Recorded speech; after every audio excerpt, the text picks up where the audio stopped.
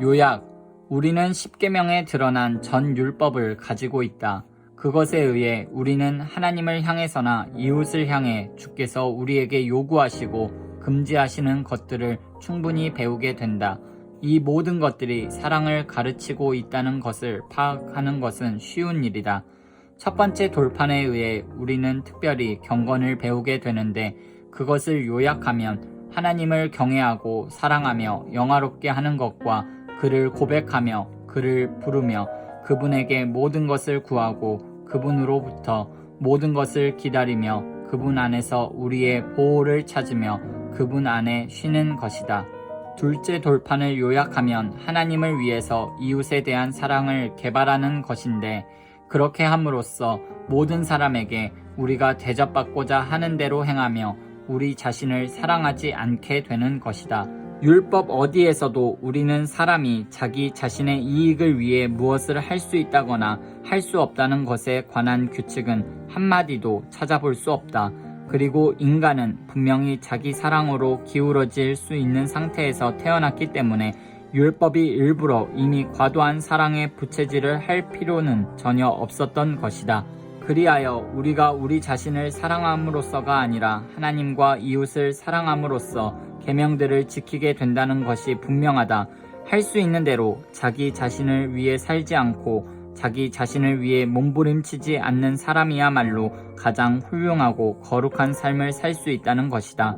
또한 오직 자기 자신만을 위해 발버둥치고 자기 자신의 이익만을 생각하고 추구하는 사람이야말로 가장 악하고 잘못된 삶을 살고 있는 것이다. 그러나 우리가 간과하지 말아야 하는 사실은 겉으로 드러나는 행위뿐 아니라 생각들 그 자체와 마음의 내적 감정들까지도 하나님의 법에 의해 명령되거나 금지됨으로써 사람이 단지 어떤 일을 하지 않는다는 사실만으로 율법을 만족시켰다고 생각하지 못하게 하고 있다. 어떤 사람들은 율법을 준수하기 위해 자기들의 눈과 발과 손과 지체의 모든 부분을 삼간다. 하지만 마음으로는 전혀 엉뚱한 생각을 하고 있으면서도 그것을 사람들이 모르게 할 수만 있다면 하나님 앞에서 무죄 판결을 받을 수 있다고 생각하는 것이다. 그들은 살인하지 말라, 간음하지 말라, 도적질하지 말라는 말씀을 듣는다. 그들은 사람을 죽이기 위해 칼을 뽑지는 않으며 사창가를 찾지도 않으며 다른 사람의 물건에 손을 대지도 않는다. 거기까지는 좋다. 그러나 마음으로는 살기를 가득 품고 있으며 정욕으로 불타오르고 있으며 다른 사람의 물건에 눈독을 들이고 있으며 탐욕스럽게 그것을 삼켜버린다. 그들은 지금 율법의 근본 정신을 결하고 있는 것이다. 이런 자들 때문에 바울은 율법은 신령하다고 단언하면서 단호하게 주장하고 있는 것이다.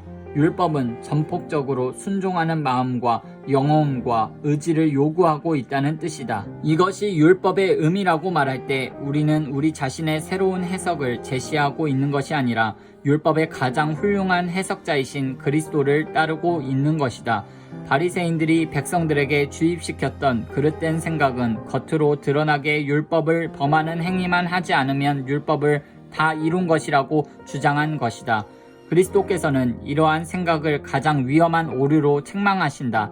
여인을 보고 음욕을 품기만 해도 간음이라고 말씀하셨으며 형제를 미워한 자는 살인한 자라고 선언하셨으며 형제에게 노하는 자마다 심판을 받게 되고 형제에 대하여 나가라 하는 자는 공회에 잡히게 되고 미련한 놈이라고 하는 자는 지옥불에 들어가게 될 것이라고 말씀하셨던 것이다. 이러한 가르침들을 이해하지 못했던 사람들은 그리스도를 또 다른 모세로 생각했으며 모세의 율법에 있던 결함을 메꾸기 위한 복음의 율법의 수여자로 생각했는데 그것은 대단히 그릇된 인식이었다.